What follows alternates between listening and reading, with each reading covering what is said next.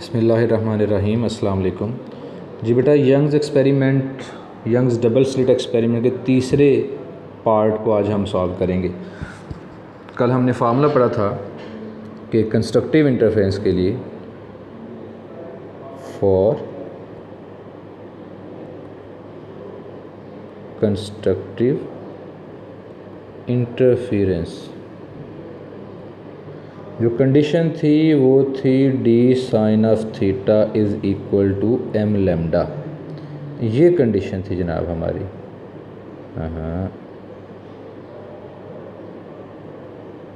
तो आज हमने क्या करना है, स्क्रीन पे बनने वाली कोई सी दो कंसेक्टिव ब्राइट या दो कंसेक्टिव डार्क फ्रिंजेस के दरमियान फासला ये मालूम करना है। तो उसके लिए हमें डायग्राम बनानी पड़ेगी। अच्छा जी, ये हमने डायग्राम यहाँ पे शिफ्ट कर दी पिछले पेज से। तो अब देखें कि हमें पता है कि for very small values of theta जो साइन थीटा है वो अप्रॉक्सीमेटली इक्वल होता है टेंजेंट थीटा। जैसे आपकी बुक में ये कहीं टेबल में दिखाया हुआ है, ये देखें। तो जब 2 डिग्री था तो वहाँ पे दोनों साइन थीटा की वैल्यू और टेंजेंट थीटा की वैल्यू सेम है। 4 डिग्री पे जाके भी सेम, 6 डिग्री पे जाके थोड़ा सा डिफरेंस आ गया, 8 डिग्री पे जाके डिफरेंस उतना ही है, 10 डिग्री पे जाके डिफरेंस थोड़ा सा और बढ़ गया। छोटी वैल्यूज़ के लिए साइन थीटा और कॉस थीटा की वैल्यू सेम है। तो ये एजम्पशन मानते हुए जो ऊपर वाली इक्वेशन थी डी साइन थीटा, उसको मैं लिख लूँगा D tangent theta is equal to M lambda. अब आपको पता है टेंजेंट जो है वो किन दो साइड्स की रेशियो होती है, हमेशा परपेंडिकुलर और बेस। अब मुझे बताएं परपेंडिकुलर और बेस कौन है। थीटा के सामने वाली साइड होती है ये वाली, ये परपेंडिकुलर है। ये ट्राइंगल कौन सी ले रहे हैं, ये जो ब्लू कलर की है ट्राइंगल, ये वाली, ये लाइन और फिर ये वाली लाइन नीचे वाली। इसको नाम दे लेते हैं ना, इस पॉइंट पर नाम रख लेते हैं P और इसका नाम रख लेते हैं, इसका नाम रख लेते हैं O। और ये पॉइंट, इस पॉइंट का नाम कोई ये O D P O K P कर लें। ये K पॉइंट ये है diagram, O K P triangle में थीटा के सामने जो साइड है ये वाली, ये Y है। y distance of any bright fringe from central bright fringe. Any bright fringe mth bright fringe, m number होता है ना ब्राइट फ्रिंज का, पहला, दूसरा, तीसरा, चौथा, पांचवा। तो परपेंडिकुलर ये हो गया। अगर बिल्कुल वो 7वां ब्राइट पॉइंट है उसको m7 लिख दें, 8वां ब्राइट पॉइंट है m8 लिख दें। जनरल बात करनी है तो ym लिख दें, ठीक है। तो परपेंडिकुलर की जगह क्या लिखेंगे हम, ym। परपेंडिकुलर की जगह ym यानी mth ब्राइट पॉइंट का सेंटर से फासला। और बेस ये देखें डायग्राम में L, distance between slits and screen, इधर m लैम्डा आ गया। यहाँ से ym का जो फार्मूला बनता है ym का, वो क्या है, m lambda L divided by d। ये किसका फार्मूला है, किसी भी ब्राइट फ्रिंज का डिस्टेंस, कहाँ से, सेंटर से। किसी भी ब्राइट फ्रिंज का डिस्टेंस सेंटर से,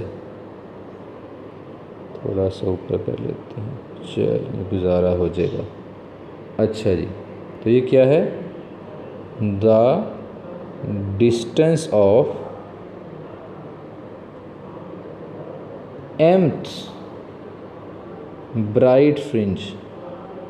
ब्राइट फ्रिंज को मैक्सिमा भी कहते हैं, कहाँ से, फ्रॉम द सेंटर से mth ब्राइट फ्रिंज का फासला ym होगा। ये क्यों निकाल रहे हैं आगे मैं बताता हूँ। इससे वेवलेंथ कैलकुलेट करेंगे। मैंने बताया था कल परसों आपको फर्स्ट लेक्चर में कि हिस्ट्री में सबसे पहले जो लाइट की वेवलेंथ कैलकुलेट की गई वो यंग्स डबल स्लिट एक्सपेरिमेंट से की गई, ठीक है। तो अगर ये mth पॉइंट है, ये वाला जहाँ मैंने P लिखा है ना, ये mth पॉइंट था, तो उससे पिछला जो पॉइंट होगा वो m-1 होगा और नेक्स्ट कौन सा होगा, m+1 होगा। ऐसे ना m+1 मतलब नेक्स्ट। तो for next bright fringe for next bright fringe, यानी कौन सी m+1 जो होगी m+1, उसके लिए जो डिस्टेंस होगा सेंटर से m+1 वो क्या होगा m+1 लैम्डा L/d। ये भी फार्मूला याद रख लें। MCQ में ये तो नहीं आएगा, फार्मूला जो आना है वो मैं आगे आपको बताऊंगा। खैर ये दो फार्मूले हम हाईलाइट कर लेते हैं, ठीक है। अच्छा अब क्या करें, जो और बात एक समझने वाली है, mth पॉइंट का फासला ym, उससे नेक्स्ट पॉइंट का फासला ym+1, दोनों का आपस में फासला, जैसे मैं डायग्राम में आपको समझाता हूँ, पहले फिर देखेंगे। यहाँ पे मैं जो कह रहा हूँ ये mth ब्राइट पॉइंट है और नेक्स्ट वाला m+1 है, यानी अगर ये 10th ब्राइट पॉइंट तो अगला 10+1 यानी 11th ब्राइट पॉइंट है।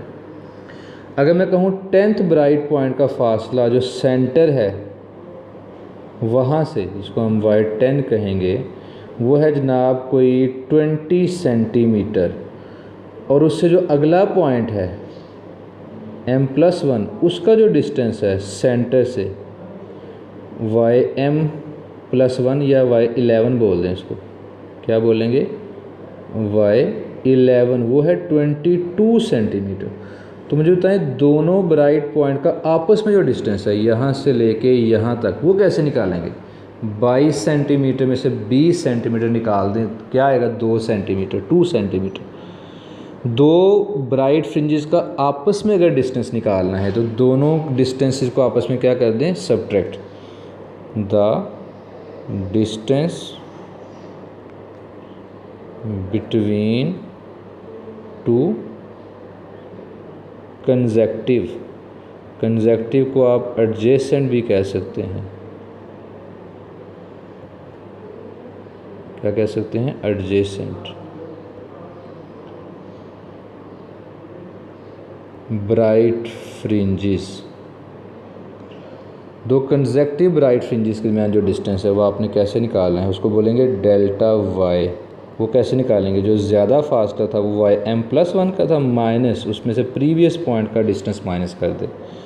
ym+1 क्या था, m+1 lambda L/d, minus ym क्या था, m लैम्डा L/d।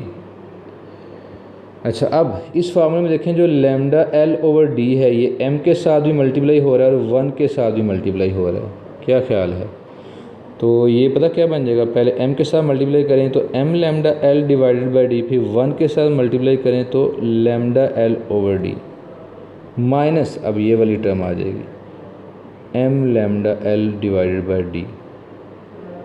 तो ये आपस में माइनस हो गए, तो बचा क्या, दो कंसेक्टिव ब्राइट या डार्क फ्रिंजेस का फासला, दो कंसेक्टिव ब्राइट फ्रिंजेस का आपस में फासला लैम्डा L/d, और ये हमारा फाइनल रिज़ल्ट है, जिसमें से बेशुमार MCQs बनते हैं लाहौर बोर्ड में, एंट्री टेस्ट में। कुछ आपको मैं आज बताऊंगा भी MCQs कैसे बनते हैं। ये कौन सा डिस्टेंस है, जो फाइनल रिज़ल्ट है हमारा, ये क्या है, distance between any two adjacent bright या दो एडजेसेंट डार्क फ्रिंजेस का फासला। फ्रिंजेस पट्टियाँ सी बनती हैं ब्राइट और डार्क, या दो कंसेक्टिव ब्राइट या दो कंसेक्टिव डार्क का आपस में फासला, क्योंकि जितना दो कंसेक्टिव ब्राइट का फासला होता है उतना दो कंसेक्टिव डार्क का भी होगा। ज़रा इस डायग्राम में देखें, दो ब्राइट का डिस्टेंस ये है, ये, और दो डार्क का डिस्टेंस ये है, तो सेम ही होगा ना। दो कंसेक्टिव ब्राइट का डिस्टेंस ले लें या दो कंसेक्टिव डार्क को मैं ज़रा ब्लैक कलर से कह देता हूँ, सेंटर में ये डार्क पॉइंट है, ताकि आपको याद रहेगा ये डार्क है, ये डार्क। हर दो ब्राइट के दरमियान डार्क फ्रिंज होती है। तो जो फासला दो ब्राइट के दरमियान है वही दो डार्क फ्रिंजेस के दरमियान भी होगा। और ये फार्मूला आपके सामने है, जैसे बुक में देखें, अगर गौर करें आप, बुक में लिखा है जी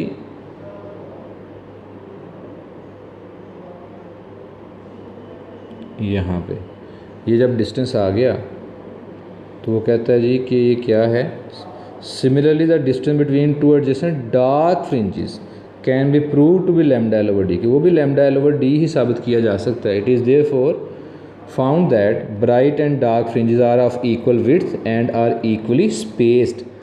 ब्राइट फ्रिंजेस और डार्क फ्रिंजेस इक्वल विड्थ की होती हैं और इक्वल स्पेस होती है उनके दरमियान। ठीक है जी।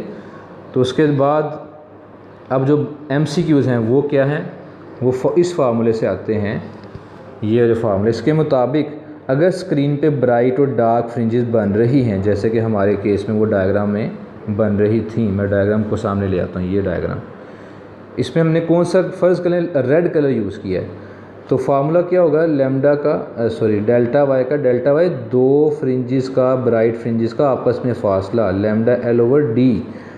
अब 7 जो कलर्स हैं विजिबल, वो आपको पता है ये 7 कलर हैं। सबसे नीचे रेड कलर आता है, वेवलेंथ नीचे को बढ़ी, इसका मतलब ये हुआ कि जो रेड कलर है उसकी वेवलेंथ सबसे ज़्यादा है। ये 7 विजिबल कलर्स का कम्बिनेशंस, सोलर स्पेक्ट्रम भी इसको कहते हैं।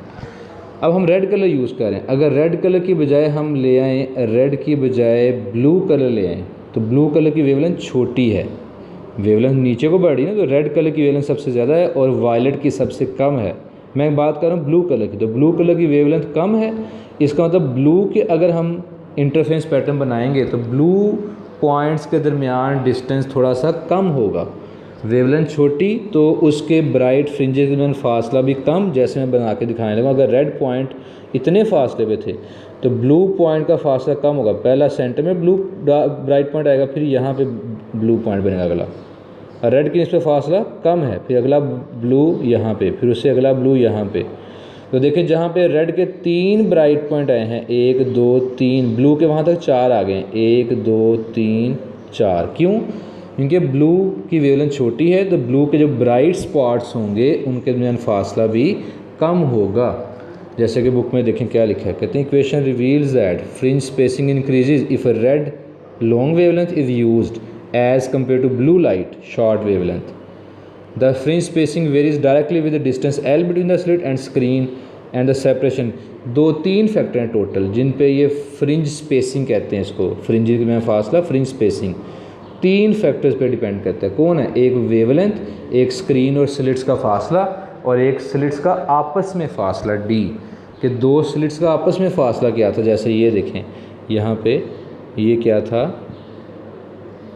ये डी है, ये ए स्लिट और बी स्लिट्स का आपस में फासला। अगर ये फासला बढ़ाएंगे तो फार्मूला क्या कहता है, अगर डी बढ़ाएंगे तो फ्रिंजेस का आपस में फासला कम हो जाएगा। ठीक है। और लास्ट में क्या कहता है जी, वो आखिरी पैराग्राफ में कहते हैं, in the if the separation d between the 2 slits the order of m bright और dark fringe and fringe spacing delta y are known. कौन कौन सी चीज़ें? वो पहले वाले फार्मूले की बात करें जो वाई एम का फार्मूला डिराइव किया था ना, M lambda L over D. क्या क्या चीज़ें मालूम हों? कहता है अगर हमें क्या मालूम हो, separation between the slits D मालूम हो, द ऑर्डर एम मालूम हो, bright dark fringe and fringe spacing delta Y भी मालूम हो, डेल्टा वाई के लिए उसको वाई कहना चाहिए था, वाई भी मालूम हो, तो और स्क्रीन का फासला भी मालूम हो एल, तो फिर हम क्या निकाल सकते हैं? वेवलेंथ। कहते हैं wavelength lambda of the light use for interference effect can be determined by applying equation. Wavelength calculate की जा सकती है। अच्छा, निचले फार्मूले से भी की जा सकती है यहाँ से, और ऊपर वाले फार्मूले से भी की जा सकती है इधर से। इसके लिए आपको डेल्टा वाई मालूम होना चाहिए, डी मालूम होना चाहिए और एल मालूम होना चाहिए। एम की कोई ज़रूरत नहीं, जैसे बुक में कह रहे हैं ना, एम तो है ही नहीं इस फार्मूले में।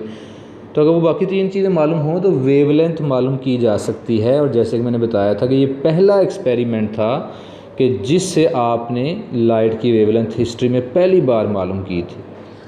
ठीक है जी। तो ये जनाब हो गया आर्टिकल मुकम्मल। ठीक है, इसमें से एक आधा MCQ मैं आपसे पूछ लेता हूँ। ठीक है जी। तो MCQ जनाब आपसे पूछ लेते हैं, कुछ MCQ इधर पूछ लेते हैं जनाब आपसे। यहाँ